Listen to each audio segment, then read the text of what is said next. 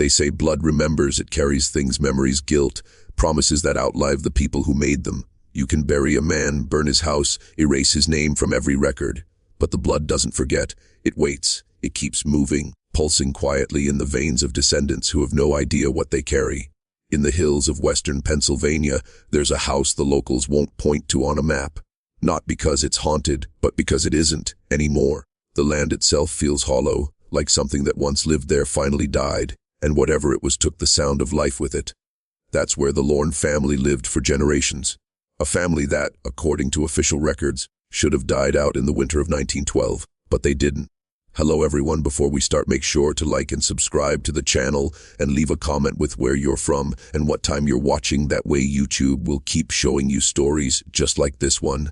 Over the next 100 years, at least 6 people with no known relation to each other appeared across the United States. Different names, different faces, different lives. But every one of them carried the same unexplainable genetic marker, a mutation that modern science still can't place on the human family tree. No hospital could trace its source.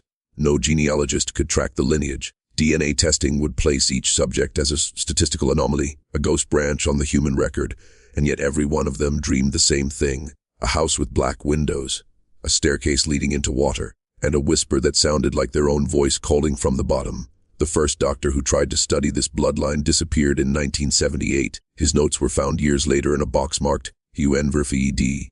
He had written a single line before the ink broke off mid-sentence: "The blood regenerates." There are people alive today, maybe even someone watching this, who share that same mutation. They wouldn't know it. It hides well.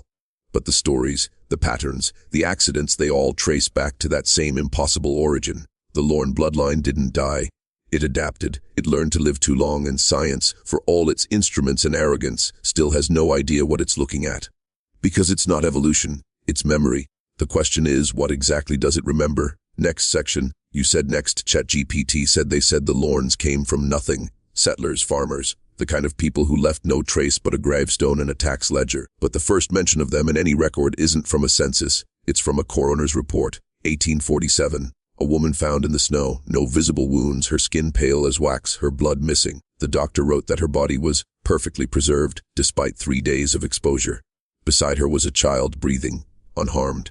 The child's name was Elias Lorn, the man who would become the first recorded carrier of the bloodline. No one knows who took him in, but by the age of 30, he owned land, livestock, and a strange kind of respect that didn't come from friendship. People didn't speak to Elias, they obeyed him. There were stories of animals refusing to die when slaughtered on his property, of winter frost never touching his crops, and of him standing alone in the fields after dark, whispering to the soil. When he died in 1892, the doctor who examined him wrote something that was later redacted from county archives. But one copy survived. It said his heart had not decayed. It was still beating when they found him. His descendants followed a similar pattern: short lives on paper, long shadows in reality. Every time one of them was declared dead, a new name appeared on a birth certificate in another state. Same eyes, same blood type, same anomalies. They didn't seem to age the same way. Wrinkles came late. Hair grew thicker, darker with time instead of fading. Some were soldiers who never died in battle.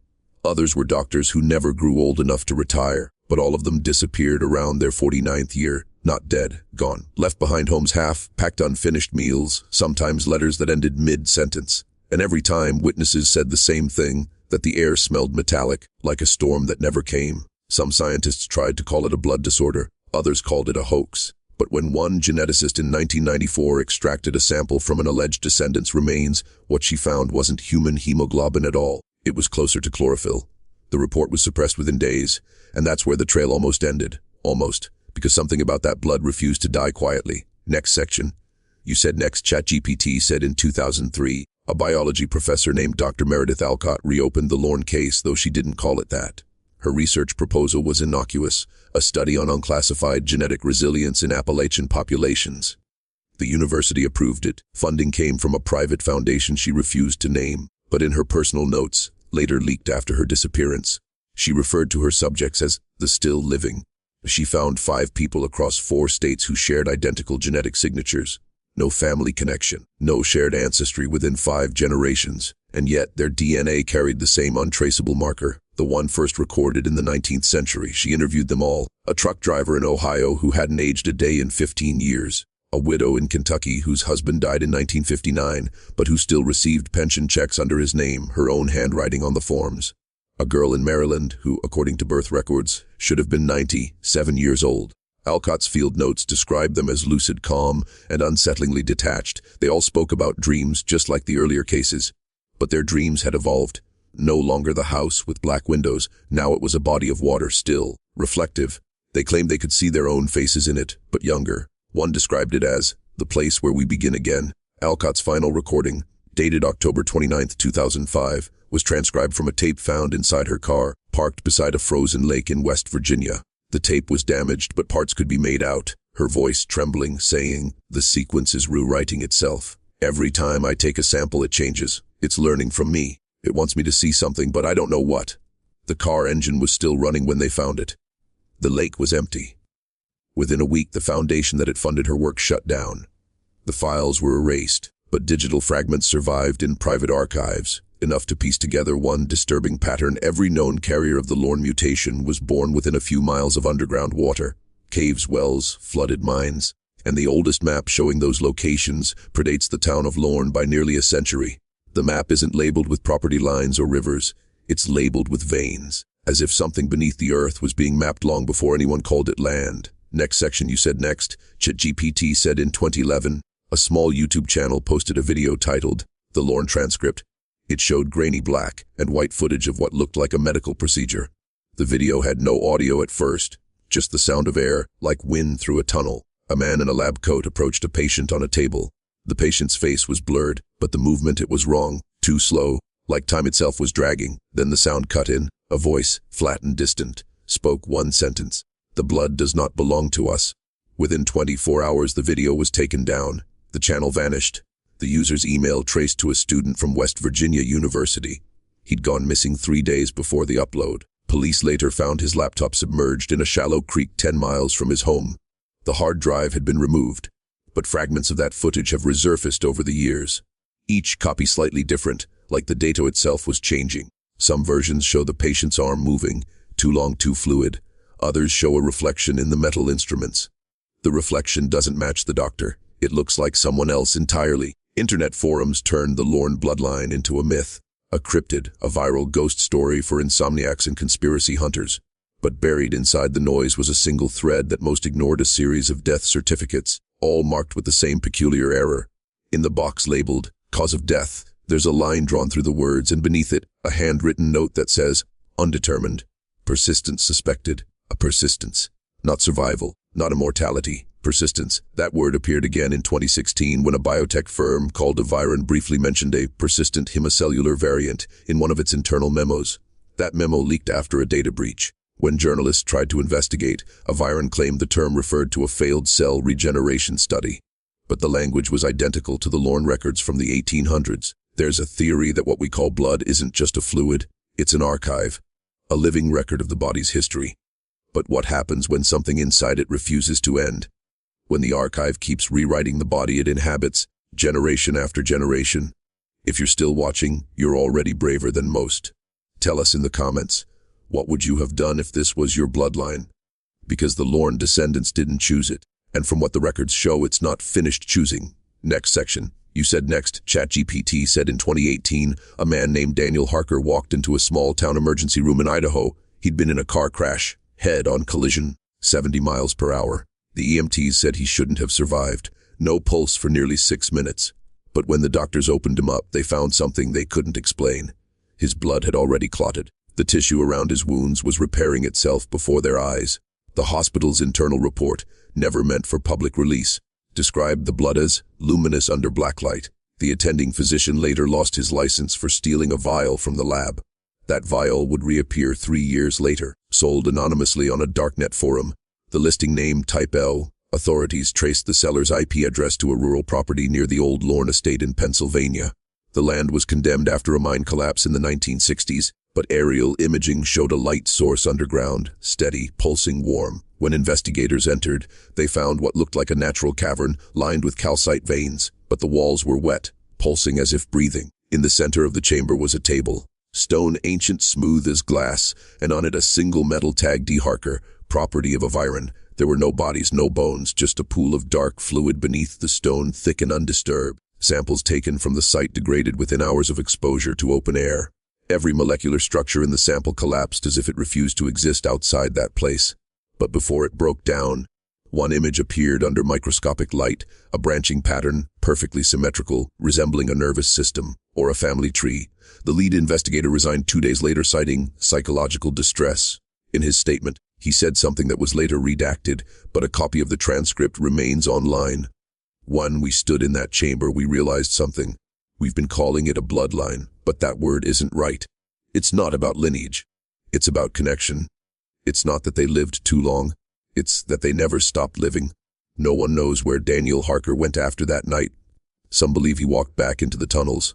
Others say he's still alive, aging in reverse, his memories dissolving one life at a time. But if that's true, then the Lorn blood never ended, it's just spreading. Next section, you said next. ChatGPT said by 2022, the Lorn bloodline had become something like a forbidden word among those who knew it was real. You wouldn't find it in journals, not in any scientific archive that still answers to the public. But every few years, a whisper surfaced, a child born with blood too thick to draw, a patient whose organs failed, only to restart hours after being declared dead, and always the same silent thread connecting them: a dream, water, reflections, a voice that wasn't theirs, calling from beneath the surface. The government's involvement began quietly. Leaked documents from a program codenamed Vigilant Root suggested that federal bioresearch teams were tracking anomalous hereditary persistence across 11 states. The internal briefings read more like folklore than science. Do not draw samples without containment. Do not allow contact between subjects. Do not let them dream in the same room. One line, buried deep in an appendix, said something no modern scientist should ever have to write. The anomaly exhibits awareness. Awareness, meaning whatever lived in that blood wasn't just surviving. It was watching, waiting, choosing. And that brings us to the final name ever tied to the Lorn record, a woman identified only as M. Lorn, found in an abandoned farmhouse in upstate New York. Her fingerprints matched no database, but her DNA was identical to the 1892 sample from Elias Lorn. Identical, not similar, identical. She was the same person. The report said she was calm, almost relieved. She told agents she had finished remembering. When asked what that meant, she said, "You think we live too long, but it isn't life we're preserving, it's the wound." Hours later, she vanished from a secured facility. No breach alarms, no forced exits, only a faint trace of condensation on the glass, like the mark left by a hand.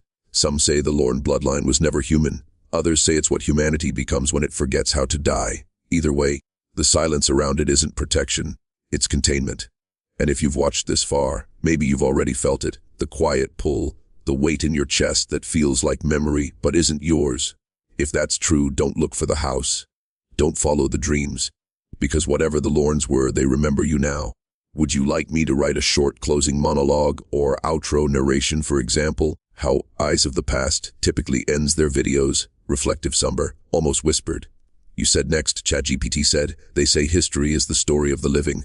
But what if it's the story of what refuses to die? Every generation believes it's the first to uncover the hidden rot beneath the soil, but the truth is older than belief.